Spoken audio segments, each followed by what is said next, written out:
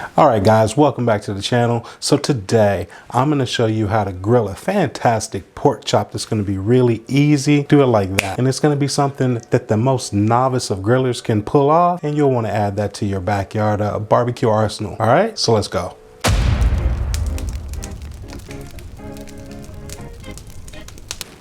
All right, so as you can see here, we've got a couple of pork chops. These are really thick cut pork chops here. It's got a great fat cap on them as well. And the only thing that I've done to them prior to this was about 6-7 hours ago. I put a salt on here, and it's a kosher salt. And basically we're trying to kind of salt brine this, salt cure, if you're being technical, but we just want to get that into this meat and get a good flavor into it, because it is a really thick cut of meat, as you can see there. So we went ahead and put some salt on here, some kosher salt and some granulated garlic. Now what we're going to do is we're going to add our flavor rub on top of it. And today we're using the Derek Wolf Hickory Peach Porter Rub. This is from Spiceology, and guys, this is one of those beer infused rubs that you've seen me use before a couple of videos back on the lamb rack that we did on our multi-tool. So we're going to get this applied to our pork chop. Now we're just going to sprinkle this right onto our pork chops, just like you see here, and we're going to give it a good press in here, and we're going to make sure we get all sides of this pork chop.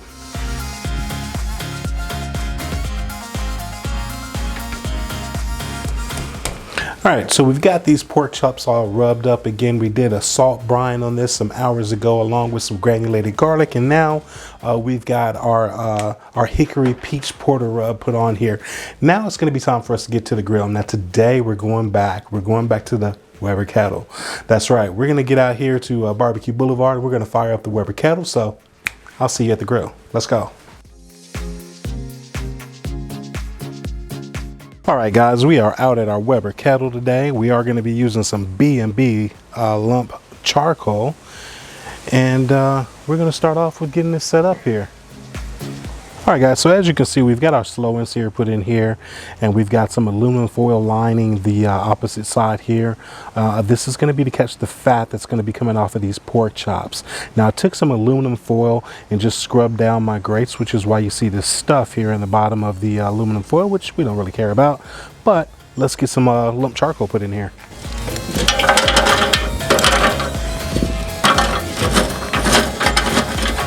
All right, so as you can see, we've got a little bit of lump charcoal put here in our slow and sear. We didn't really need a whole lot because we are going to be reverse searing these pork chops. So let's go ahead and get these lit. Now we are going to be using our grill gun to get this charcoal lit today. So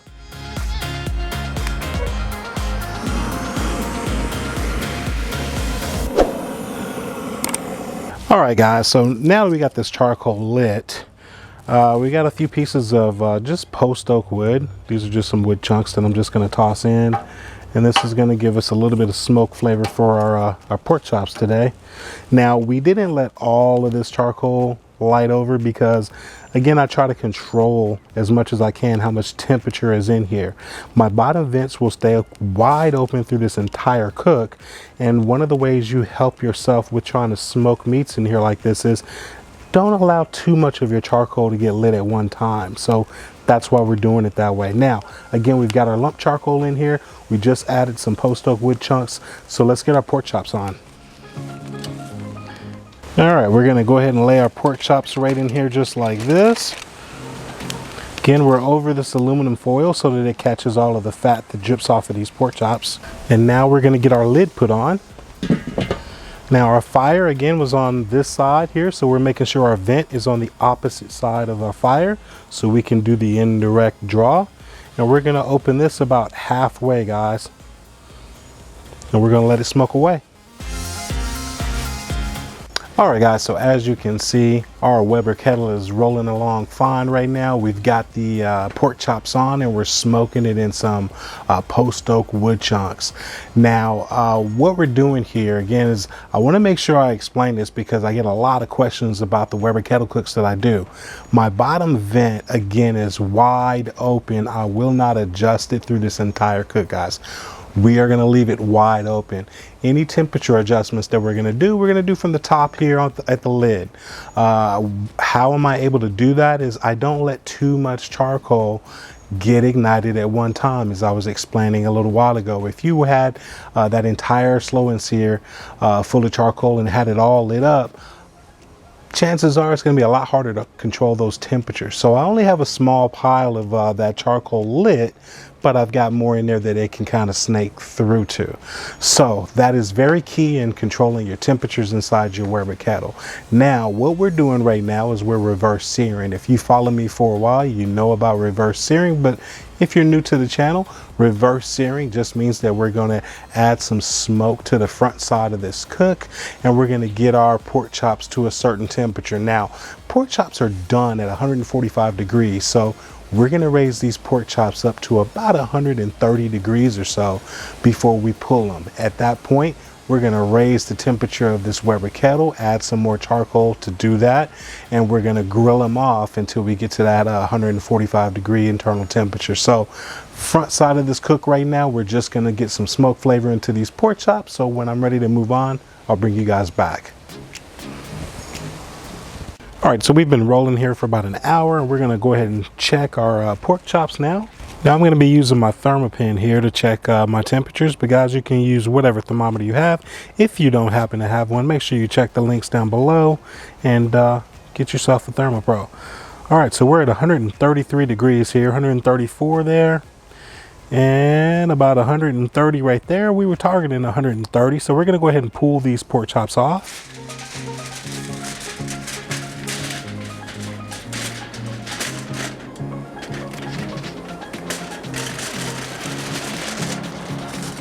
Okay, so now that we got our pork chops pulled off, we're going to go ahead and set up our grill to finish searing off these steaks.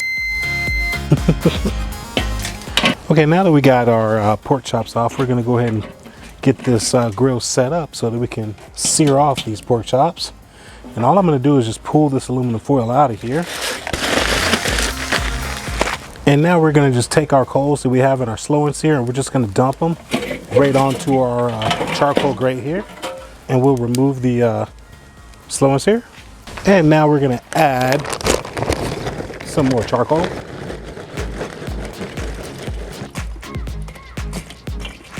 Okay, now that we've got our charcoal loaded up here, we're going to put our cooking rack back on. All right, guys, so now that we got our charcoal in and our cooking rack on, we're going to put our grill grates on here. This is going to help us get those fantastic grill marks. So we're just going to leave this here, and we're going to let this come up to temperature. All right, guys, so I've been letting this charcoal go here for a good 10 minutes now, and it's burning pretty well. And so now I want these grill grates to get screaming hot. So we're going to put the lid on, and we're going to make sure our vents are wide open so we can assure that we get maximum oxygen through there and maximum heat. Now we're going to let this go for another 10 minutes or so, and then our grill grates should be hot enough for us to go ahead and sear these pork chops off. All right, guys, we're going to go ahead and get ready to get this cook going. Now I've just got a piece of crumpled up aluminum foil. We're going to scrub our grill grates right quick.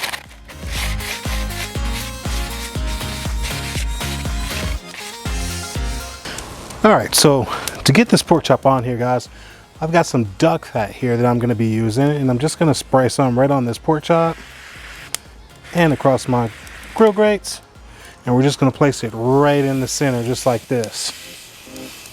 The next thing I'm going to do is I'm just going to put this little weight on here, a little burger press basically, and give it a good press. And I'm just making sure that I get solid contact between the grill grates and my meat. So we'll just kind of press it out here for just a minute, and then we'll let it go. And now we'll put the lid back on. Now we're going to let this go for about a minute and a half, maybe 2 minutes or so, and then we'll come back then. Okay, we've been rolling about 2 minutes now. We're going to pull our weight off of here.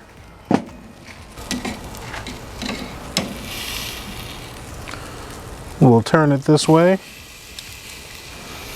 And again, we'll put our weight on, give it another press, and we'll get the lid on.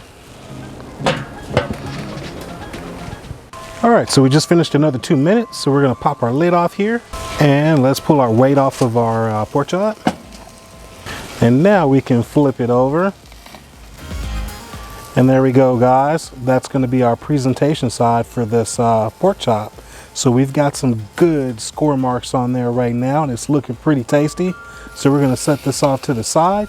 And now's the time we're gonna take our ThermoPro and check our temperature. Again, we're trying to get in close to the bone without touching it, and we're looking for 145 degrees to call this finished. We're at 139.6. So we're just basically gonna leave this off to the side and let this residual heat bring this up to temperature. So while we have this other pork chop bringing up to temperature, we got our second pork chop. So we're gonna go ahead and spray some duck fat on it, get some onto our grill grates. We're gonna get it onto our grill grate.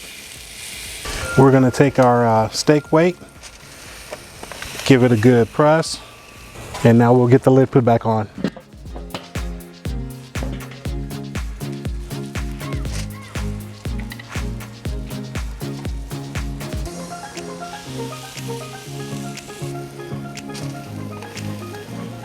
So now that we got that pork chop turned, we're going to check our temperature on the original pork chop one more time. And we are at 148. Definitely time to get this one off. All right, we're going to get this one turned over here. There we go for the second pork chop. And we're going to get our temperature check here. And we're at 136 on this second chop right now. So we'll get the lid on and get this one finished off.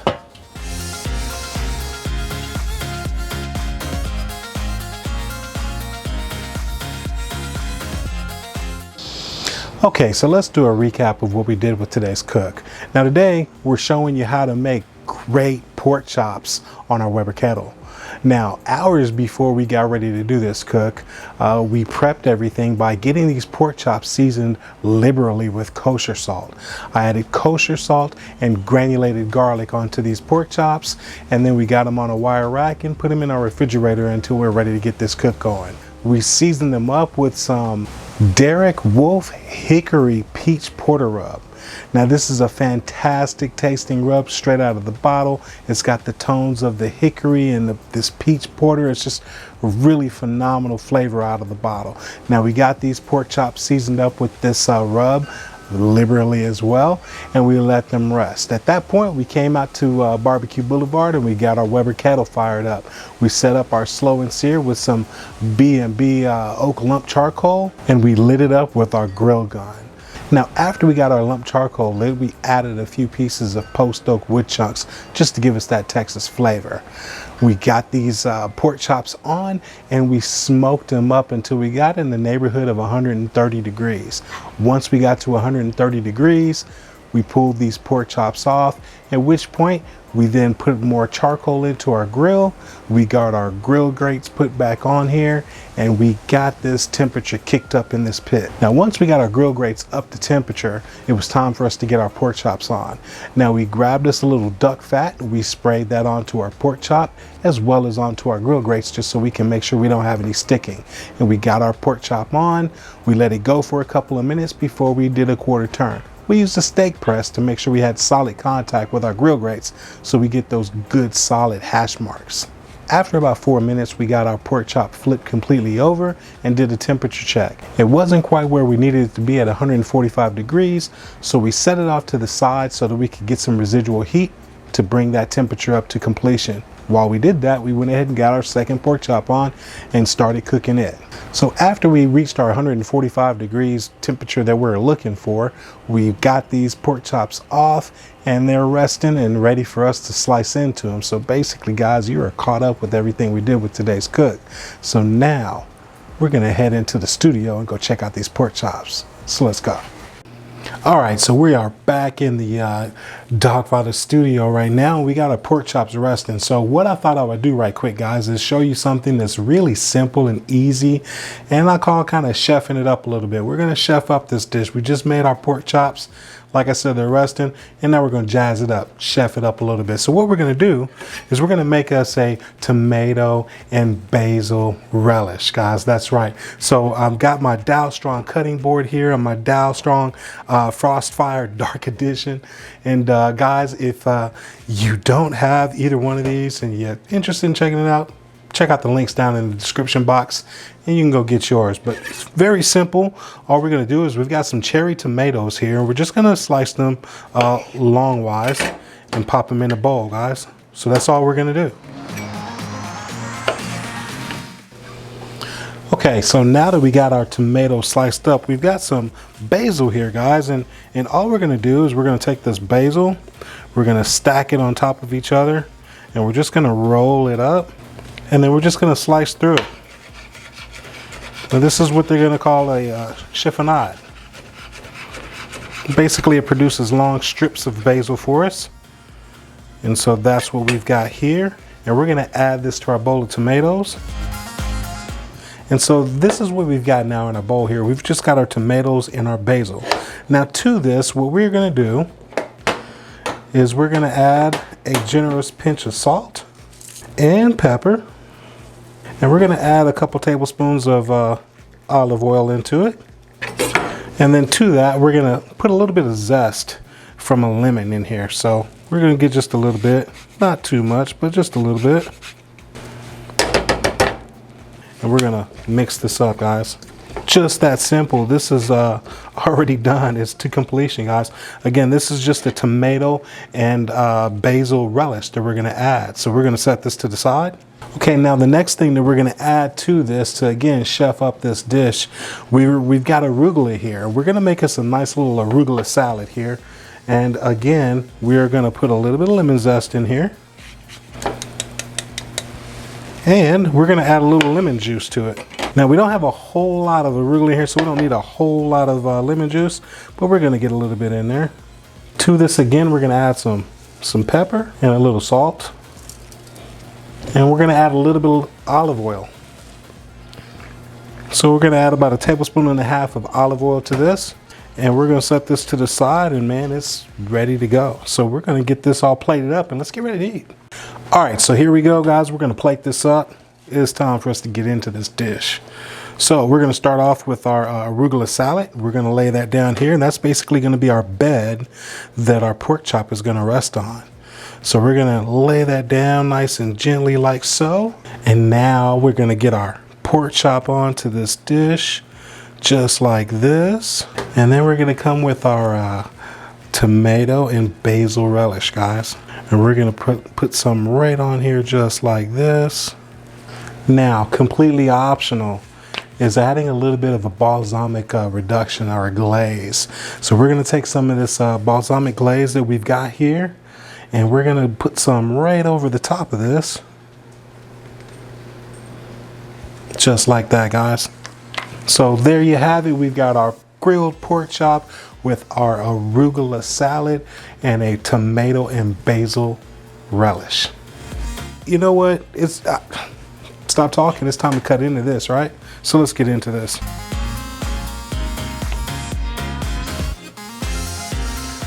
All right, guys. Hey, before I bite into this, again, if you enjoyed what you saw in this video, make sure you check out the videos I got linked right here, as well as click that subscribe button up there. I'm going to see you in the next videos. Cheers.